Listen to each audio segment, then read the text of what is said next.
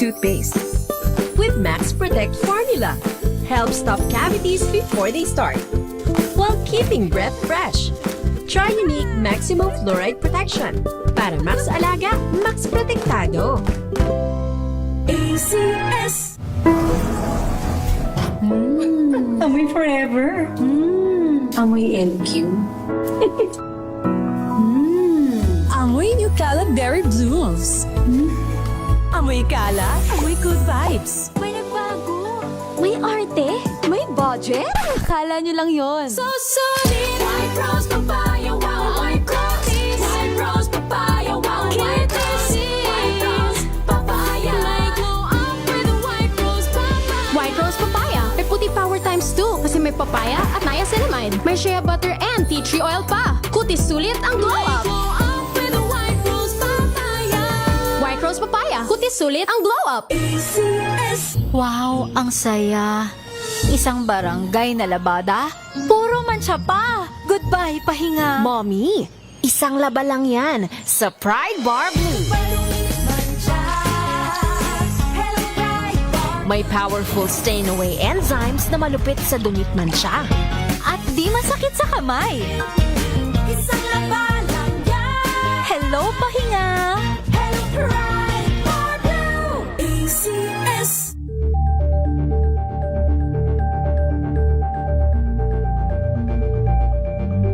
Maulan man, no worries na amoy kulog ang damit. Charm Fabcon, bangong kumakabloom, tanggal amoy kulog sa bango ng charm. Kaya gamit ko, Charm Fabcon with Bloom Fresh technology. Kills 99.9% of kulog-causing bacteria. May aroma burst pa of thousands of flowers and berries. Ang sampay sa loob, no amoy kulob. Bangong kumakabloom sa charm. Charm Fabcon. ACS.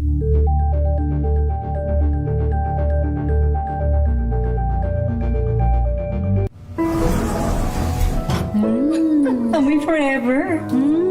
Amoy LQ. Amoy New Cala Berry Blooms. Amoy Cala, amoy good vibes. Tinesting, sinuri, siniyasan. Ang resulta? Super effective ang Shield sa pagpatay ng bakterya at virus. Shield Antibacterial Soap. Believe ang mga eksperto sa Philippine Nurses Association. At si Mami. Tiwala ako sa Shield. Shield Antibacterial Soap. Napatunayang mabisa. Ang mga nurse, tiwala. ACS. Amoy forever. Amoy LQ. Amoy New Cala Berry Blooms. Amoy Cala, amoy good vibes.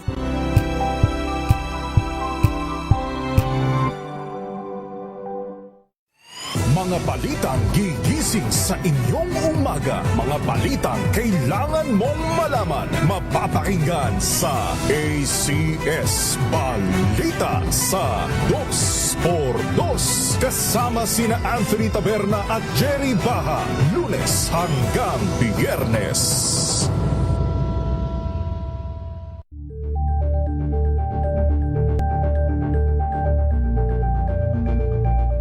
Curious ka ba sa maraming bagay? Kami na ang bahala dyan. Aalamin, tutuklasin at bibigyang linaw namin ang mga katanungang bumabagabag sa inyong isipan. Sa programa kung saan ang bawat sagot ay galing lamang sa mga eksperto. Ang Expert's Opinion tuwing linggo alas 3 ng hapon dito lang sa DZRH TV.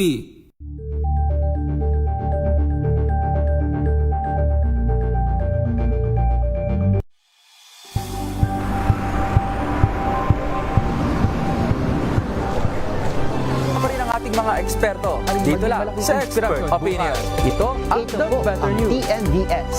Trending and fashion. Kwento, iba't ibang anggulo. Dito sa Point. Bawat pananagutan ating tatalakayin dito sa Hoy. Bawal yan. Pilipino, dito lang sa DZRH. Matchable entertainment and lifestyle. Ito ang MBC TV Network News. Una sa Pilipinas, una sa Pilipino.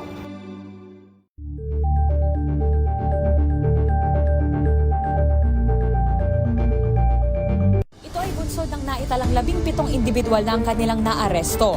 Metro Manila Development Authority o MMDA ang No Contact Apprehension Policy o NCAP sa Metro Manila. Sa ang ilang mga dokumento ay peke. Hindi rin legal ang employment na ipinangako sa kanila. Sa mata ng batas, mananagot ang sangkot at may sala.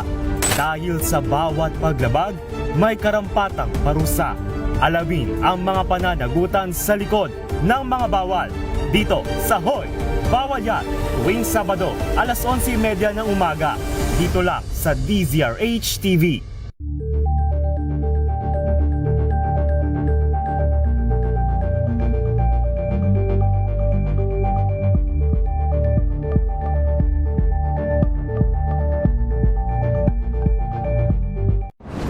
Kung good vibes ang hanap mo, dito ka na sa sigurado! Mula sa mga istoryang nagbibigay ng inspirasyon hanggang sa mga kwentong may dalang solusyon. Mga balitang pampagaan ang pakiramdam at pampaganda ng araw. Hindi lang ba sa good news, kundi the better news. Mula Lunes hanggang Biyernes, 1:00 ng tanghali sa DZRH TV.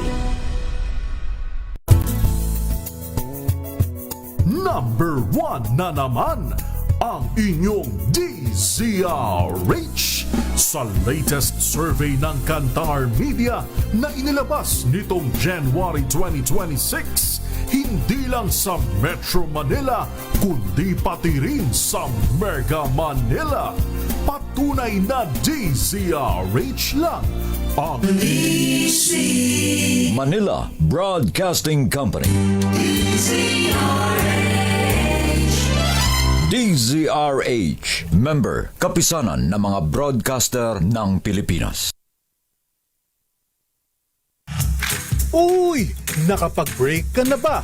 Nakapag-relax ka na ba? Saan ka man nagtatrabaho, mapa-opisina man o work from home o mula mismo sa pwesto, sasabayan namin ang break time mo. Sasabayan namin ng mga balita at komentaryo, mga panayam ng mga taong viral ngayon. DZRH Break Time! RH Break Time!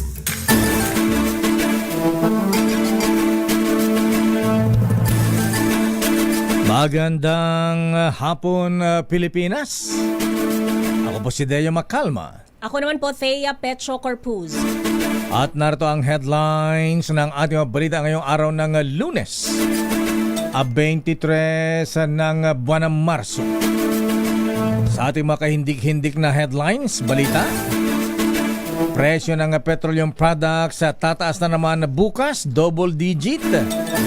18 pesos ang inaasahang itataas sa presyo ng diesel kada litro ng diesel.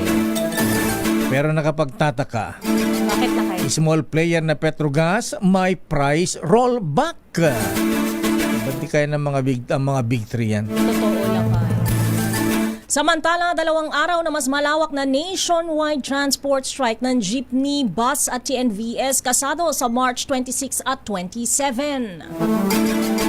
Emergency powers ni Pangulong Bongbong Marcos para suspindihin o bawasan ang excise tax sa langis, tiniyak na agad pipirmahan tagal. Pangulong BBM bumuo ng crisis committee kaugnay ng kaguluhan sa gitnang silangan. Halos 60,000 pulis ikakalat sa buong bansa sa bakasyon at Semana Santa. Kilosang Mayo 1 at iba pang aktivista nakalusot sa mga pulis nakapag-rally sa harap ng US Embassy. Dating Senador Antonio Trillanes sa default, nagsampa ulit ng panibagong cyber libel cases laban sa dating tauha 18 Marines. MRT-3 at LRT-2 dinagsa ng mga pasahero sa unang araw ng 50% fare discount. Isang taxi biglang nag-overheat at nagliyab. Nasunog habang natatraffic kaninang tanghali pero ang driver nakaligtas. OMG Lakay, tag-init na! Warm at dry season sa bansa idineklara ng Pag-asa. Bye-bye amihan na talaga Lakay.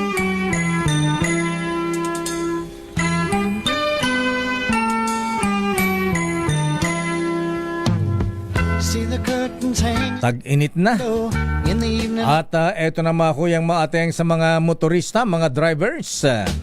Pasado na bukas ang double digit na pagtaas ng presyo ng produktong petrolyo. Batay sa pagtayo ng oil industry sources, maglalaro sa 16 pesos hanggang 18 pesos ang itataas sa presyo ng kada litro ng diesel. Samantala sa gasolina naman ay maaring tumaas ng 9 pesos hanggang 11 pesos per liter. Posible namang tumaas ng 15 pesos hanggang 18 pesos ang kada litro ng kerosene at inaasang muling uutay-utayin ang implementasyon nito. Samantala, magpapatupad ng tapyas presyo bukas ang Petrogas sa mga karagdagan pa nilang sangay sa bansa. Sa abiso ng kumpanya, 5 piso kada litro ang magiging rollback sa diesel at gasolina epektibo alas 6 ng umaga, Marso 24 araw ng Martes. Maliban sa ilang piling sangay ng Petrogas sa Metro Manila na unang nag-adjust ng halaga noong nakalipas na linggo, ang bawas presyo ay ipaiiral din sa kanilang mga sangay sa mga sumusunod sa Luzon, Lingayen, Mabini, Bungalyon at Alaminos, Pangasinan. Gayon din sa Calatagan, Batangas, Silang Cavite at sa Dolores, Mangilag at Macalelon sa Quezon. Epektibo din ang 5 pisong rollback ng Petrogas sa kanilang mga istasyon sa Visayas at Mindanao. Samantala, nakahanda naman ang mas malawak na 2 araw na nationwide transport strike ng iba't ibang grupo ng mga jeepney, bus, TNV drivers simula March 26 hanggang 27. Ayon kay Piston President Modi Floranda, ito'y kasunod ng kanilang naunang kilos protesta nitong nakalipas na linggo upang igiit sa pamahalaan ang kagyat na aksyon sa walang tigil na pagtaas ng presyo ng petroleum products. Sa ilalim ng bagong buong alyansa No to Oil Price Increase Coalition, magsasama-sama ang grupong kagulong, motorcycle, taxi at delivery riders, kasama ng mga Bus Employees Association of the Philippines at laban TNVS upang ireklamo ang matinding dagok sa kanilang kabuhayan. Kabilang sa kanilang mga pangunahing hirit ay ang pansamantalang pagsuspindi sa value-added tax at excise tax sa langis at pag-rollback sa presyo ng petrolyo sa 55 pesos kada litro at ang tuluyan ng pagbasura sa oil deregulation law.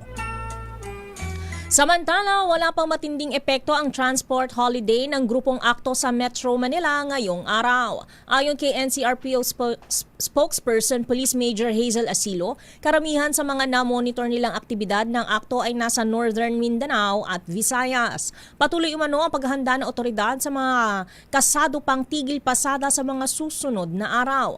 Sabi ni Asilo, sa Camp Crame wala pa silang naaamoy na banta sa seguridad kahit magsabay-sabay sa protesta ang iba't ibang koalisyon sa Marso 26 hanggang 27. Narito si NCRPO spokesperson Police Major Hazel Asilo. Asan?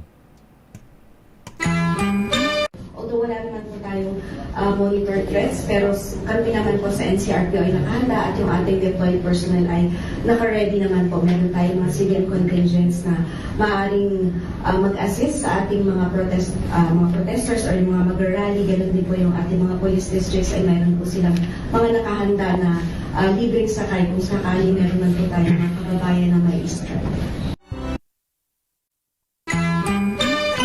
Samantala, nanawagan naman kay Pangulong Ferdinand Bongbong Marcos Jr. ang grupong Alliance of Concerned Transport Organizations akto na agarang tugunan ang krisis sa sektor ng transportasyon dulot ng pagtaas ng presyo ng petrolyo.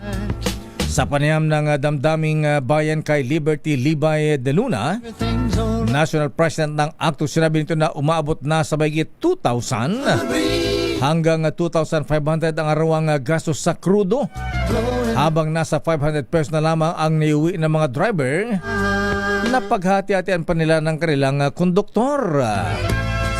Panawagan din ng nasabing grupo ang moratorium o pansamantalang suspension sa pagbabayad ng amortization sa mga modernong jeepney na kanilang inutang na umaabot ng 39,000 hanggang 50,000 kada buwan ang kanilang ibinabayad.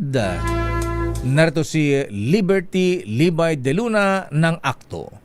Yung moratorium na hinihingi po namin sa gobyerno na sana magkaroon ng agreement doon sa gobyerno natin, sa DOTR, sa ating LTFRB at kay Presidente Marcos na sana matulungan kami na wag munang magbayad kami sa mga bangko ng mga naka-modernize na mga cooperative at korporasyon nationwide. Hindi po talaga namin kaya magbayad ng amortization, sir. Bali, nanawagan po ako sa ating Presidente Marcos so sana bigyan niya na po ng mayagan na po kami na makapagtaas ng pamasahe dahil kahit piso lang malaki pong tulong po sa amin yan dahil ang pasahero natin akyat at panaog at yan po ay pandagdag po ng aming pambili ng bigas at pambili ng aming mga ulam. Sa iba pang balita, nalusutan ng militanteng grupong Kilusang Mayo 1 o KMU ang mga pulis at nakapagsagawa ng kilos protesta sa harap mismo ng United States Embassy in the Philippines ngayong araw. Mula Plaza Ferguson at nagmarcha patungo sa embahada ang grupo upang kondenahin ang umano'y giyera Amerika at Israel laban sa Iran. Ito ay ayon sa grupo ay naglalagay sa panganib sa buhay ng migranteng manggagawa, nagpapataas ng presyo ng langis at sumisira sa kabuhayan sa iba't ibang panig ng mundo. Sa kabila ng presensya ng mga pulis sa kahabaan ng Rojas Boulevard, nakalusot ang mga rallyista at nakapuesto malapit sa gate ng embahada kung saan isinagawa ang kanilang programa at mga talumpati. Binigyan diin ang grupo na ang patuloy na presensya ng puwersang militar ng Estados Unidos sa Pilipinas kabilang ang mga base militar, rotational forces at refueling facilities ay naglalagay umano sa bansa sa panganib na madamay sa umiigting na sigalot. Samantala, bumuo na raw ang Pangulong Ferdinand Bongbong Marcos Jr. ng Crisis Committee para tugunan ang epekto sa Pilipinas ng krisis sa gitnang silangan. Sa press briefing sa Malacanang, sinabi ni Press Officer Claire Castro na isinasapinal na lang ang dokumento para dito. Saan? Tumagi si Castro na magbigay ng detalye tungkol sa Crisis Committee at hindi rin ito binanggit kung sino-sino ang mga bumubuo ng Crisis Committee na ito. Pero ayon sa kanya, pangunahing tungkulin ito na tiyaking hindi maubusan ang supply ng langis at iba pang pangailangan ng mga Pilipino. Narito si Yusek Claire Castro. Sinabi po natin Crisis Committee, ito po ay tututok lalo-lalo na kung ano ba ang pangangailangan ng ating mga kababayan, paano hindi mapuputol ang supply ng ating mga pangangailangan sa oil, sa fuel at sa mga pangunahing pangangailangan ng ating mga kababayan. Nasaan, Auntie Claire? 2 linggo na mahigit. Hindi pa natatanggap, lakay, ni Pangulong Ferdinand Marcos Jr. ang kopya ng inaprobahang panukalang batas ng Kongreso na magbibigay ng kapangyarihan sa Pangulo suspendihin ang excise tax ng langis. Tiniyak naman ng Malacanang na agad itong pipirmahan sa sandaling mapasa kamay ng Pangulo. Ayon kay Palace Press Officer Claire Castro, walang dahilan para hindi agad pirmahan ang panukalang batas na sinertipikahan niyang urgent. Ito ang tugon ng palasyo sa tanong kung bakit hindi pa pirmahan at agad ipatupad ng Pangulo ang tapyas o suspensyon sa fuel excise tax, gayong mabilis naman itong inaksyonan ng Kongreso. Narito itong muli si Yusek Castro. The bill has not been reached the President as of now. So there is no reason for him to sign. So after that, maybe after signing, he will immediately make an order either to reduce or to suspend the excise tax.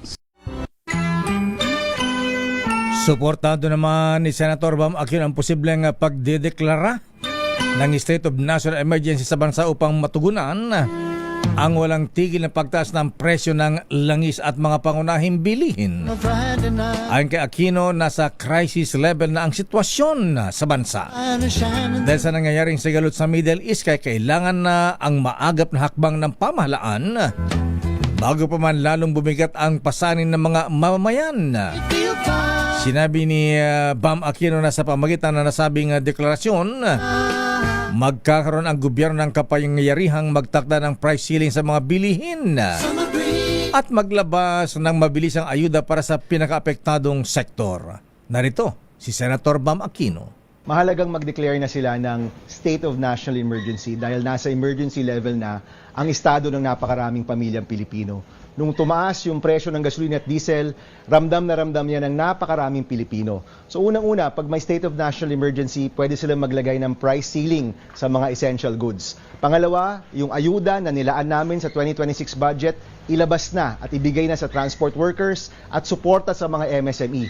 Mahalaga na walang magsasarang negosyo sa panahon ng krisis na ito. Samantala, mahalaga para kay Senator Sherwin Gatchalian na maibalik ang kapangyarihan ng gobyerno na busisiin ang negosyo sa langis ng bansa kasunod ng pagsirit ng presyo nito dahil sa gulo sa Middle East. Ayon kay Gatchalian, dahil sa oil deregulation law ay bulag na ang gobyerno sa sistema ng presyuhan sa langis gaya ng ating nararanasan sa ngayon.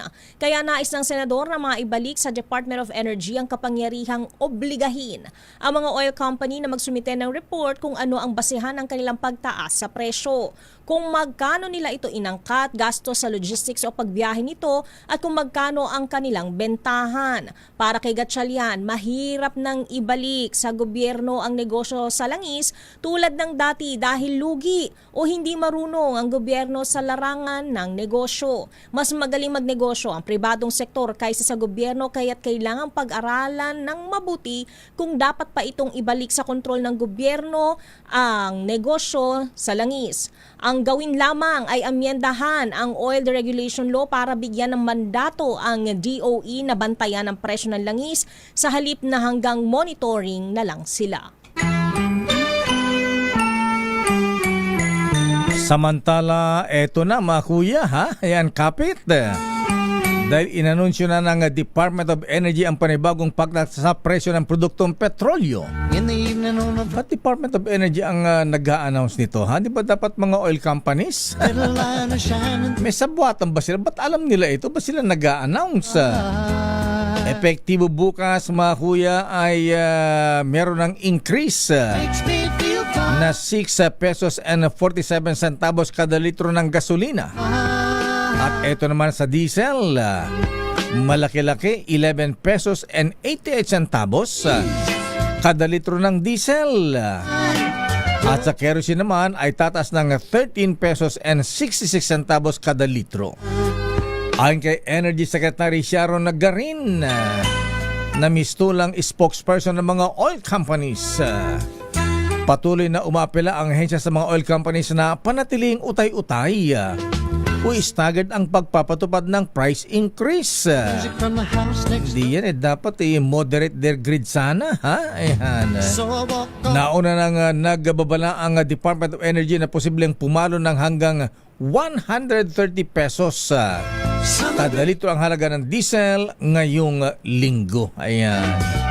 Bet sobrang taas na rito ha. Ayan. Samantalang sa US $1 lang ang tinaas per liter ha. May sarili ba silang lakay? May marami sila stocks, marami. Tayo? Meron din konti. Cute lang. Samantala, tiniyak ng Bureau of Fisheries and Aquatic Resources o BFAR na tuloy-tuloy ang pamamahagi ng fuel subsidy para sa mga mangingisda sa buong bansa. Ayon sa BFAR, bago pa ang tensyon sa gitnang silangan, nakalatag na ang fuel subsidy programang bilang bahagi ng mas malawak na proteksyon sa kabuhayan ng mga mangingisda. Sa ngayon, mahigit 10,000 mangingisda na ang nakatanggap ng ayuda sa iba't ibang rehiyon. Nakikipag-ugnayan na rin ang BFAR sa Development Bank of the Philippines para mapabilis ang karagdagang pondo sa programa. Sa ilalim ng Fuel Assistance Program, tumatanggap ang bawat kwalipikadong mangingisda ng one-time 3,000 peso subsidy na ipinapamahagi sa pamamagitan ng cash card o voucher. Babalikan natin ang ilang pang detalye ng ating mga balita. Abay, MRT at LRT2 dinagsa ng mga pasahero. Ngayong ipinatupad na ang 50% fare discount. Samantala dating Senador Antonio Trillanes IV, abay nagsampa na naman ng panibagong cyber libel case sa laban sa dating 18 Marines. Samantala isang taxi biglang nagliyab habang natatraffic kaninang tanghali. Pero mabuti naman at naligtas ang driver. Eto na, sabi ng Pag-asa, nagsimula na po ang mainit na panahon, tag-init, dry season. Ang detalye na mabalitang yan sa ating pagbabalik sa ating palatuntunang Break Time. RH Break Time. Oras, Mr. Cesar Lee, Mr. Michael is my guy. Kuyang Larry Francisco, aloha. Oras, alas 4:31. Ang oras na yan ay hatid sa inyo na. Amoy forever. Amoy LQ. Amoy New Cala Berry Blooms. Amoy Cala, amoy good vibes. Sa puso ng kalikasan, natatangi ang prutas ng mangosteen. Ito ay nagtataglay ng antioxidant compounds na alpha, beta at gamma mangosteen. Ang MX3 capsule ay isang food supplement na gawa sa natural na mangosteen. Ito ay tested and proven to help avoid knee joint pain discomfort para iwas-iwas sa sakit with long-term supplementation 2 capsules daily. MX3 capsule, tunay, natural at original. Mahalagang paalala, ang MX3 capsule ay hindi gamot at hindi dapat gamiting panggamot sa anumang uri ng sakit. MBC Milyones! MBC Milyones! Mamimigay na naman kami dito sa MBC ng 1 million pesos! Sa isang malinis na papel, ilagay ang iyong name, age, address, phone number at pirmahan. Ipasok sa loob ng isang white legal-sized envelope. Kalakip ang alinman sa mga required proof of purchase o POP. At sa labas ng envelope, ilagay ang MBC Milyones 2026, ang POP na ginamit at ang MBC station na iyong sasalihan. Ihulog ang iyong entry sa mga drop boxes na matatagpuan sa MBC station sa inyong lugar. DZRH, Love Radio, Yes FM, Easy Rock, Aksyon Radio. Pagkakataon na manalo ng hanggang 1 million pesos sa Grand Draw at libo-libo pa in cash prizes sa 10 weekly draws sa mga MBC stations nationwide. Dito sa MBC Milyones 2026. Sali na! MBC Milyones is brought to you by Pride Detergent, Smart Dishwashing, Shield Bath Soap, Unique Toothpaste, White Rose, Charm Fabcon, Star Wax Floor Wax, San Miguel Pale Pilsen. See posters or visit our Facebook page for more details. Promo period is from January 10 to March 27, 2026. DTI Fairtrade Permit Number FTEB 244864, Series of 2025. Drink responsibly. Amoy forever. Amoy LQ. Amoy New Cala Berry Blooms. Amoy Cala, amoy good vibes.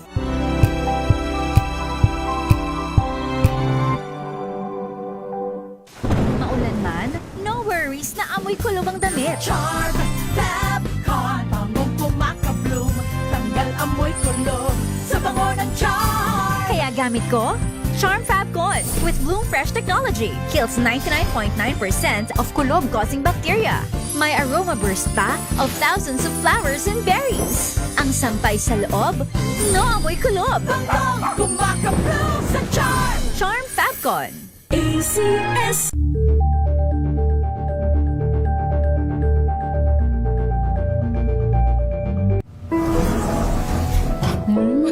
Amoy forever. Amoy LQ.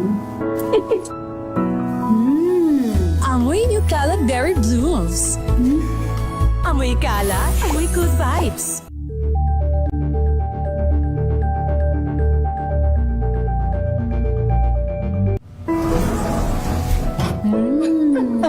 forever. Amoy LQ. Amoy New Cala Berry Blooms. Amoy Cala, amoy good vibes.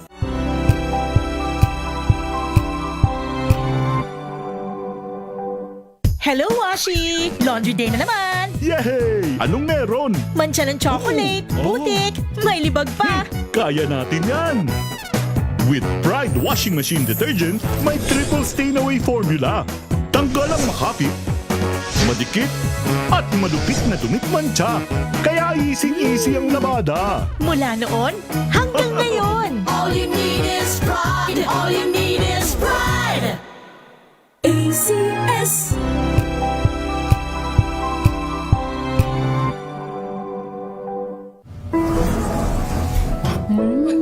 Amoy forever. Amoy LQ. Amoy New Cala Berry Blooms. Amoy Cala, amoy good vibes.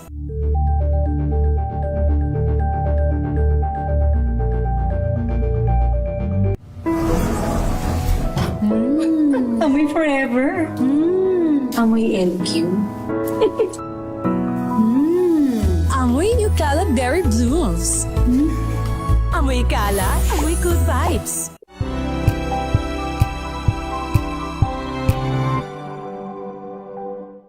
Maagang balitaan, maagang usapan sa mga issue at balita. Kasama si Kuya Angelo Palmones sa Magandang Umaga Pilipinas. Mula Lunes hanggang Biyernes.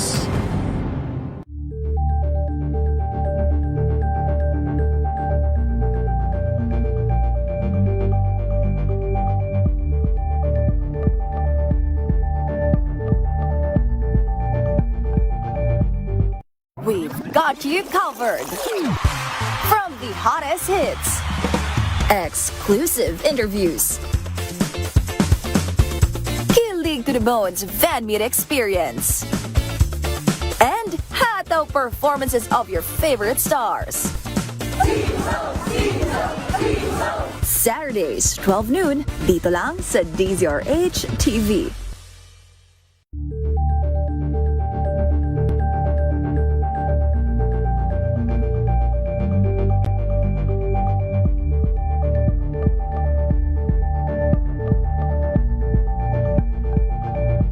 Tambalang Anthony Taberna at Jerry Baha ang gigising sa inyong umaga dahil lalatay ang Oras sa Misa Thea. Ganap ng alas 4:38.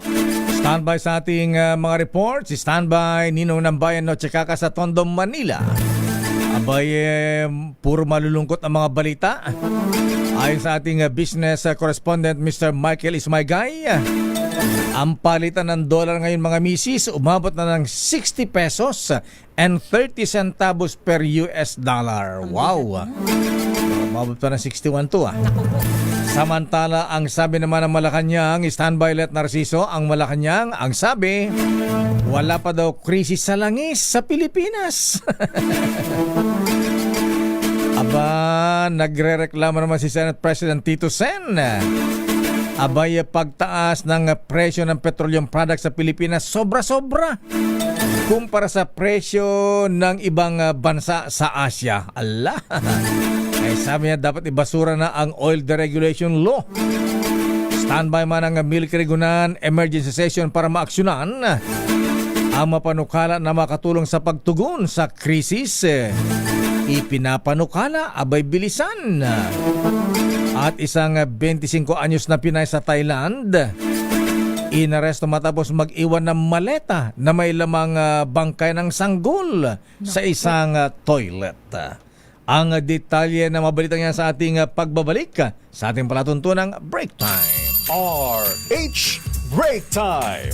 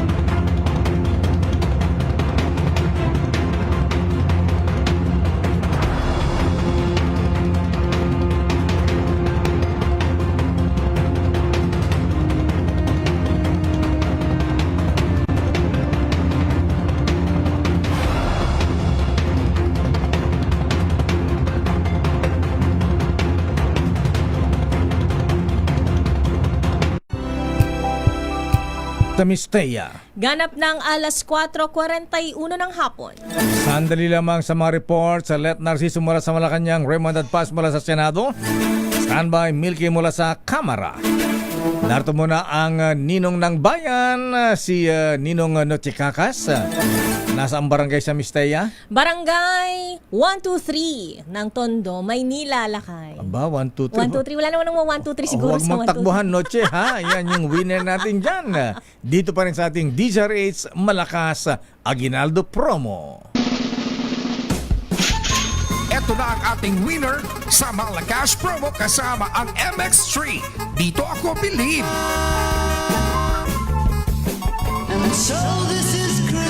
Ito po mahabigan ang ninong ng bayan. Araw-araw Pasko.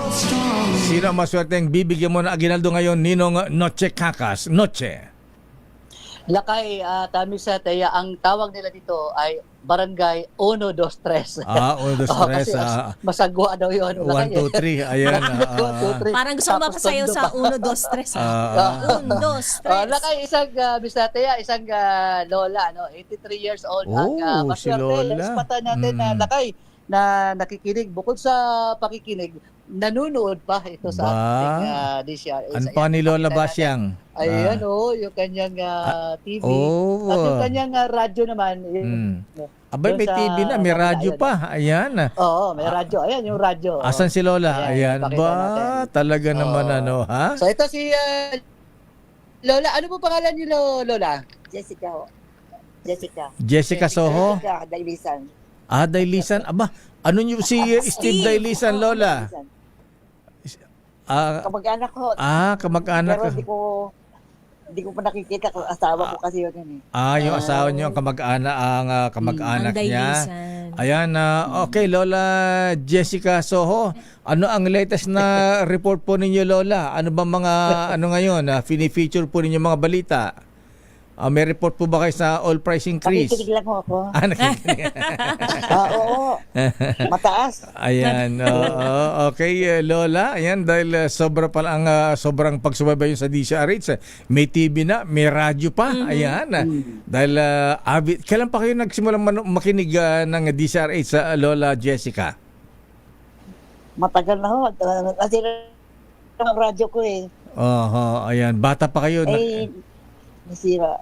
Nasira. Papalitan. Mula pa doon kay kay Jotarok. Kay Jotarok. Ayan. Kay Jotarok. Akala ko panahon pa ni... Ako sa inyo kay Leo Makalma. Ayan, opo, Lola. Akala ko panahon pa ni Paing Yabut. Ayan. Rod Navarro. Ayan. Okay, yes, Ninong Noche. Ayan, huwag nang patagalin. Ayan. Bigyan ka agad na agad si Lola Jessica. Bigyan agad natin ng 1,000 pesos. Ayan. At siyempre, susundan agad natin ng MX3. Ayan, palitan mo ng transistor mo, Lola. MX3. Ayan, MX3, Lola. At saka hindi lang yan, sa ating alagang Astron, alagang maaasahan, mabibili ito, Lakay at Miss Teya, nationwide sa lahat ng appliance store, nationwide yung Astron. Ayan, medium component, Lola. Ayan. At siyempre, bigyan mo chichirya si Lola. Chichirya, oo, Lakay. Ayan. Dalawang chichirya. Ayan, iabot natin agad kay Lola para may libangan siya habang... Pang walang ulam, Lola Jessica. Ayan, pwede pong pang ulam yan. Bigyan ni Ninong Richard C. Ayan. Bigay ni Ninong Richard C. Dahil mainit ang panahon, bigyan mo ng payong si Lola. Bigyan din natin ng payong, Lola. Ang problema kay Lola, hindi siya makakatayo ngayon dahil... may yung kanyang paa. May karamdaman yung paa. Ganun po ba? Ayan. Kailangan i-foot massage yan, Lola, para makatakbo pa kayo uli. Nagtitinda ako school supply. Okay. Sa Almario. Tagal ako nagtinda dyan. Ganun ba? Napunta ka dyan si Susan Susan Roses. Susan Reyes. Si Susan Reyes. Okay, sige Lola. Ayan, congratulations Lola Jessica Soho Dailisan. Maraming. Yan, magpagaling po kayo, Lola. Okay? Mula dito sa Barangay 1, 2, 3. Yan, para naman sa mga gustong manalo ng 1,000 pesos, manatiling nakatutok sa DCRH. Malay nyo naman kayo ang maswerte manalo sa aming DCRH malakas sa promo, siyempre kasama ang MX3. Dahil dito sa MX3, dito ako bilib.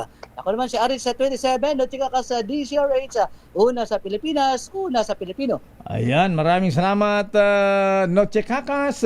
Mula naman dyan sa Tondo, Manila, sa ating DCRH Malakas Aguinaldo promo. 1, 2, 3,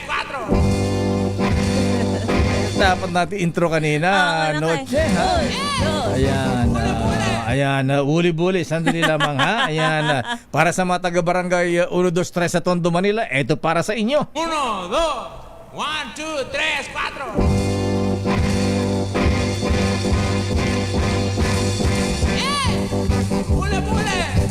Ayan, kapanahon na niya ni Lola Jessica Soho Dailisan.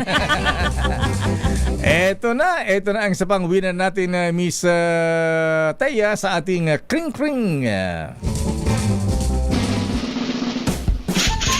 Malakas na makinig maigi dahil mamimigay na muli kami ng MX. Makinig maigi! Ito na ang chance mo na manalo ng instant 500 pesos kapag darinig mo na ang mahiwagang Kring Kring. Tignan mo na ang iyong cellphone, baka ikaw na ang susunod naming winner sa Kring Kring Panalo Malakas sa telepono. Paano sumali? Bisitahin ang Facebook page ng DZRH, fill up pa ng Google Sheet na nakapin sa DZRH FB page at hintayin ang aming tawag sa telepono. Kring Kring na! Eto na si Kring Kring, si J-Vic Parungo o Parungaw ng Candaba, Pampanga. J-Vic, magandang hapon. Magandang hapon po, sir. Anong apelyido mo, kuya? Parungo, kuya, o Parungaw? Yes po, J-Vic Parungo po. Parungo. Same person daw po siya. Po, sabi po ng aking sa akin. Ganun ba, kuya? Okay, kuya, hindi na tayo magpapaligo-ligo. Isa na ang tatanungin namin, ha? Anong himpilan ng radyo ang number 1 sa Metro Manila, Mega Manila, number 1 pa nationwide? Yes po, ang ating number 1 sa ating kauna-unahang radyo ng Pilipinas ay ang DCRH. Ang galing-galing mo talaga, Parang gusto Kuya maging JV. correspondent na, kuya. Pwede na maging reporter. Ayan. Sige, standby ka lang, kuya, at congratulations. Nanalo ka ng limpak-limpak na salapi. At eto na ang report mula sa Malacanang. Ang palasyo nanindigang wala pa raw krisis sa langis dito sa bansa, pero aminadong may price disruption. Hindi price disruption, Miss Lete.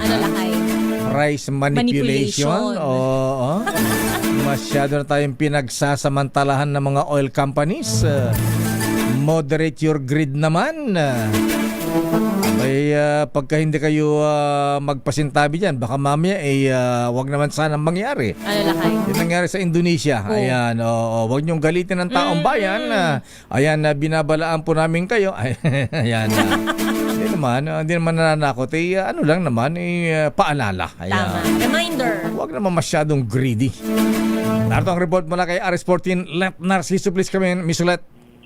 Lakay ni Shea, iginiit ng Malacanang na hindi pa ikinukonsidera na mayroong oil price sa Pilipinas dahil nananatiling sapat ang supply ng langis. Ito'y kahit pa sumirit na lang husto ang presyo ng produktong petrolyo kasunod ng nagpapatuloy na tensyon sa Middle East.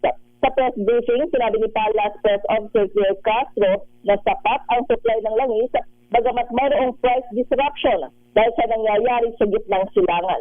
Pakinggan natin si Jose Castro.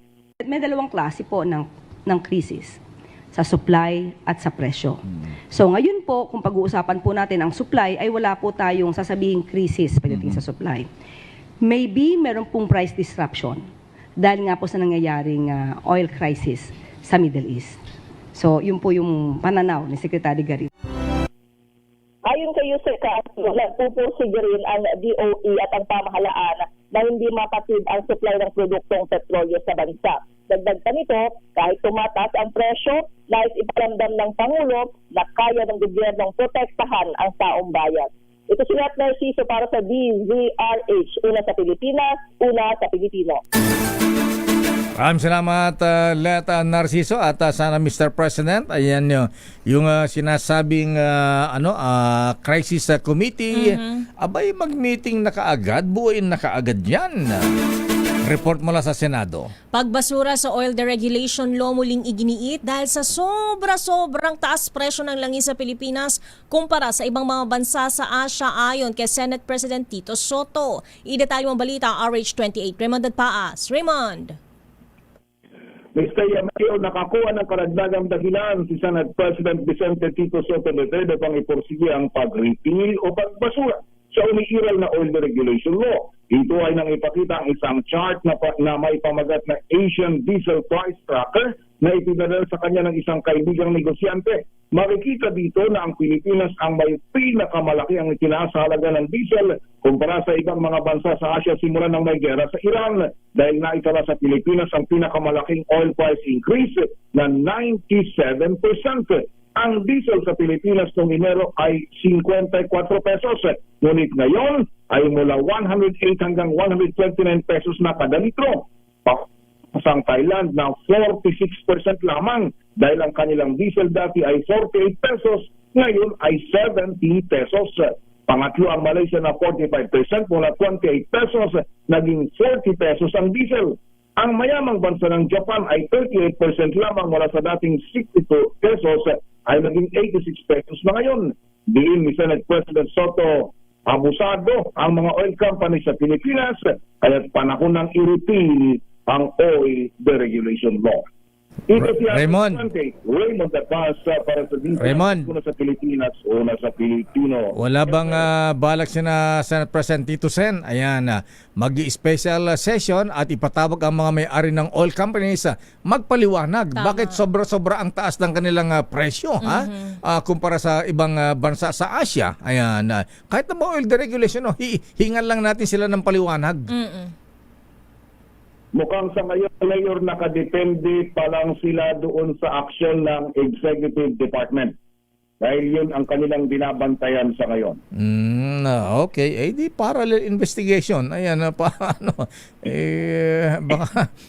Baka nabuntog na DJ. Baka maghintay tayo ng Pasko ng pagkabuhay. Wala pa rin. Wala pa rin. Dapat kumilos din.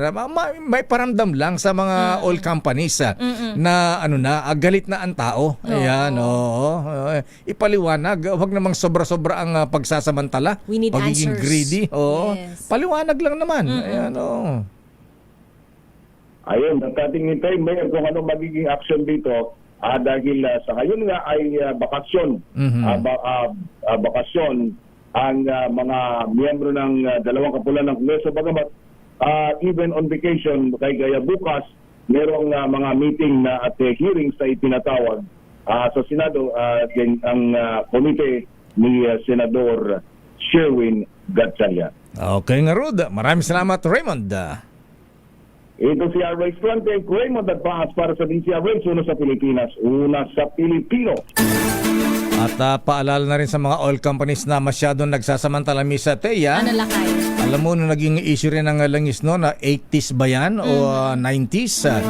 Merong isang opisina ng oil company dito sa Makati ang tinangkang pasabugan. Ayan, Kaya huwag niyong galitin ng taong bayan. Baka mamaya sila ang magalit. Abay, kayo rin po ang magsisidayon sa pagiging greedy. Sakim. Emergency session para maaksyonan ang mga panukala na matutulong sa pagtugon sa krisis. Ipinapanukala. Sino may panukala niyan manang Milky? RH12, Milky Rigunan, please come in. Milky. Nakayateya, umaapela ang Makabayan Block sa dalawang kapulungan ng Kongreso na magsagawa ng emergency session para ipasana ang mga panukalang batas na makatutulong para maibsan ang epekto ng krisis sa langis. Ayon kay Representative Antonio Tino ng ACT Teachers Party List, makatutulong ang pababalik sesyon kahit ilang araw bagong Holy Week dahil maraming dapat aksyonan na mga economic relief measures.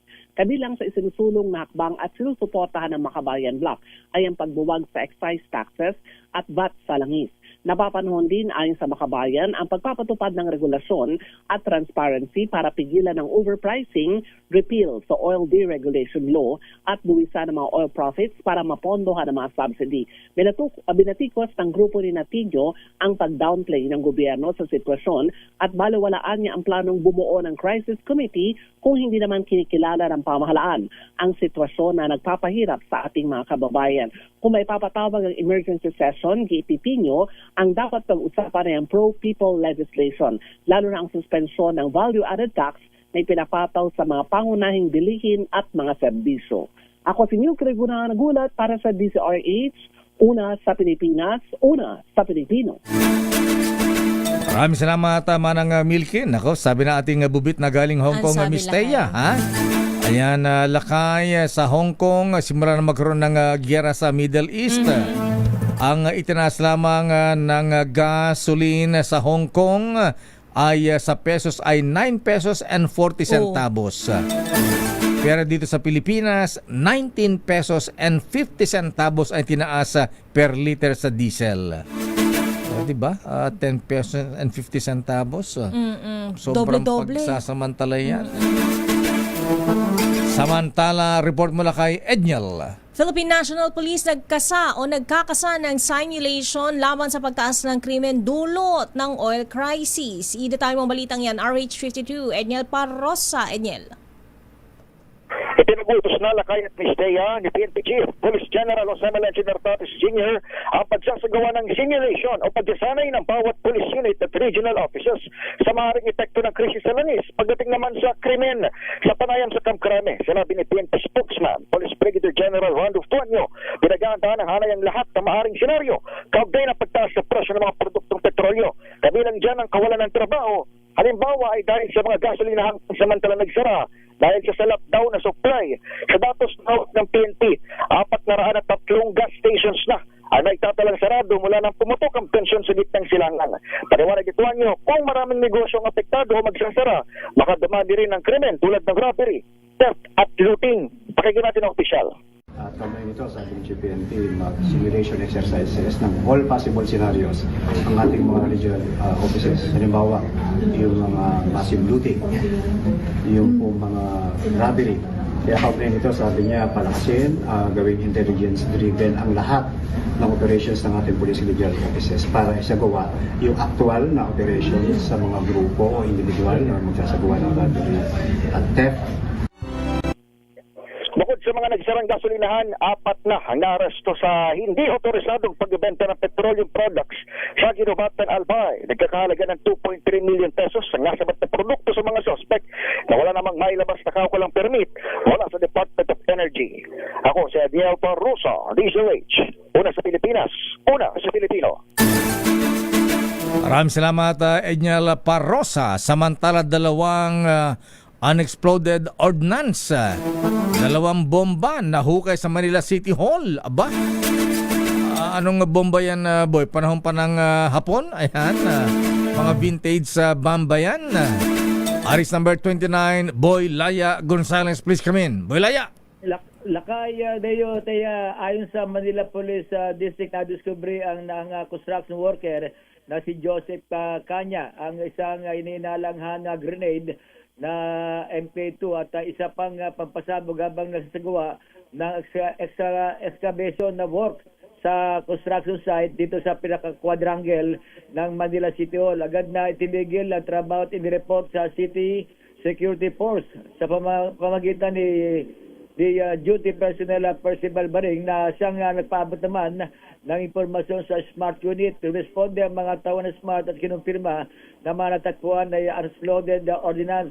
Kagad na isinalalim sa seguridad ang lugar at nilagyan ng perimeter upang maiwasan ang anuman insidente. Humingi rin ng tulong ang mga otoridad sa NPD Explosive Ordnance Disposal Unit para sa ligtas na paghawak at disposisyon ng mga pampasabog. Bandang alas 2:42 na magresponde ang AOD personnel.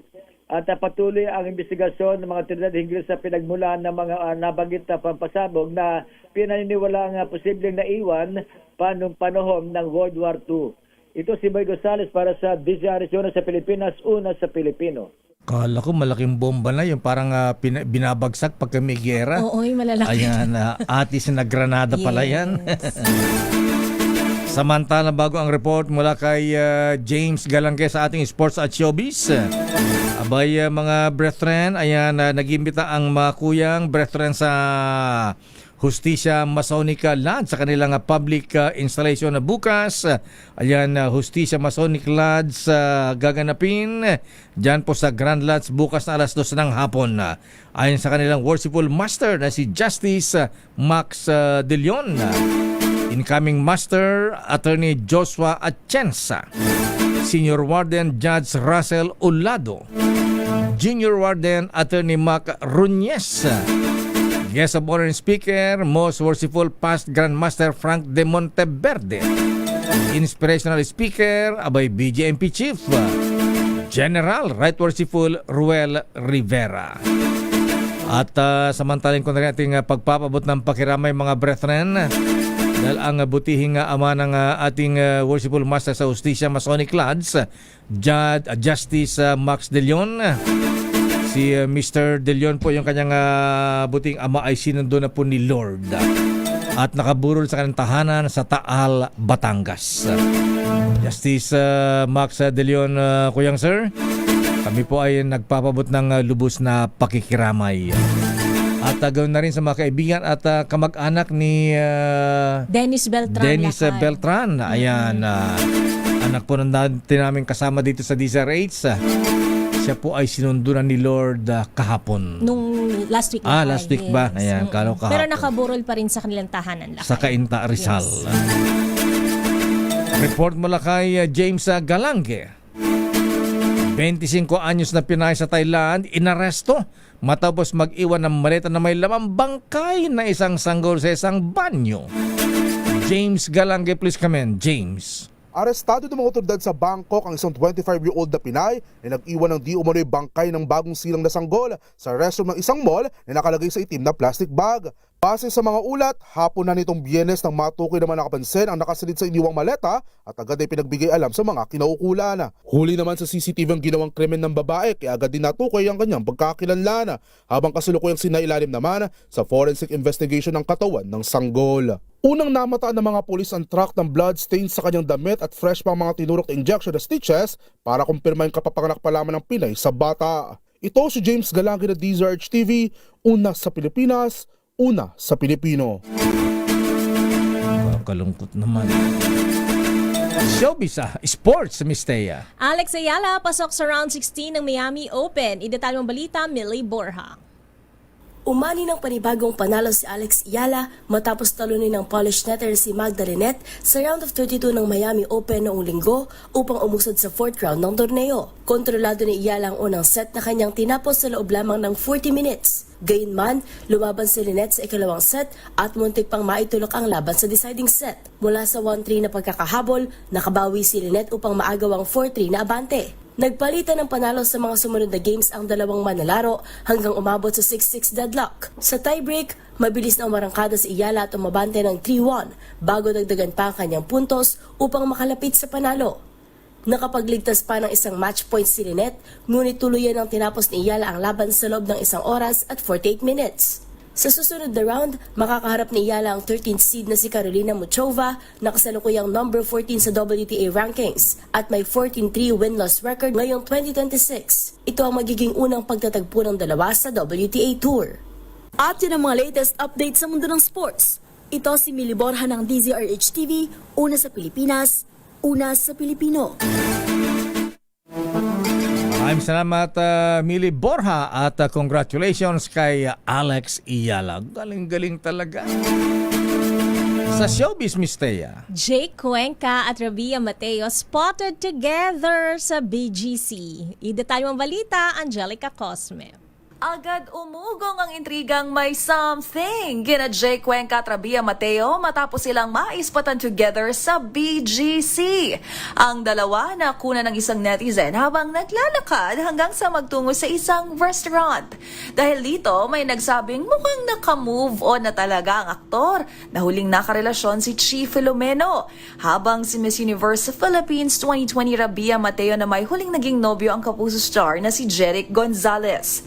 Sa Sa ngayon, wala pang ilabas na pahayag sina Jake at Rabia tungkol sa kumalat na pictures, gayon din sa tunay na estado ng kanilang relasyon. Samantala, kung mukhang may makulay ang buhay pag-ibig, mayroon namang nagwakas na love story.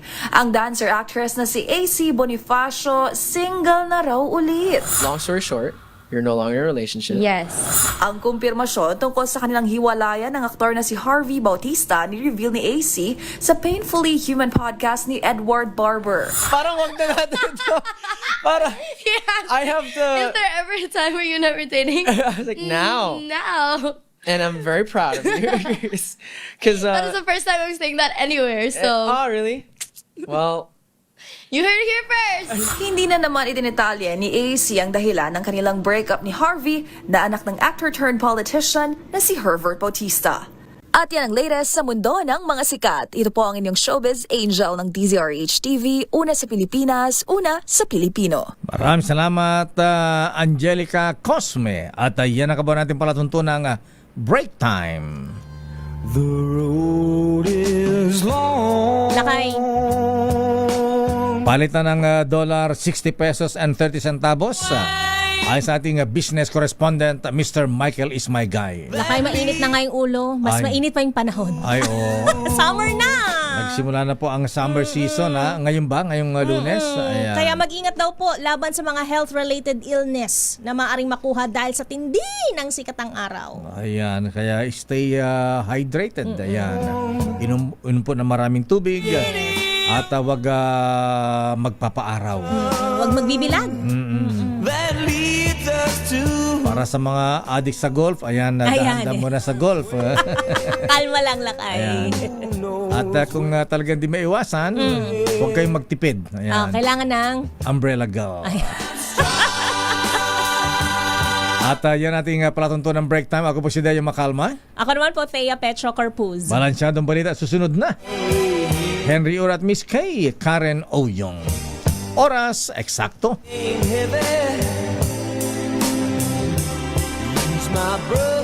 Alas 5:08, Chairman Most Merciful Roland Paulino. Ang oras ay hatid sa inyo ng Dermatology and Phototherapy. Tinesting, sinuri, siniyasan. Ang resulta, super effective ang Shield sa pagpatay ng bakterya at virus. Shield Antibacterial Soap. Believe ang mga eksperto sa Philippine Nurses Association. At si Mami. Tiwala ako sa Shield. Shield Antibacterial Soap. Napatunayang mabisa. Ang mga nurse, tiwala.